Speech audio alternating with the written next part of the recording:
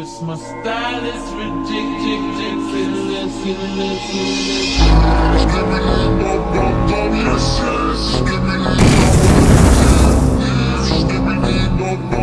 Yes, yes, give me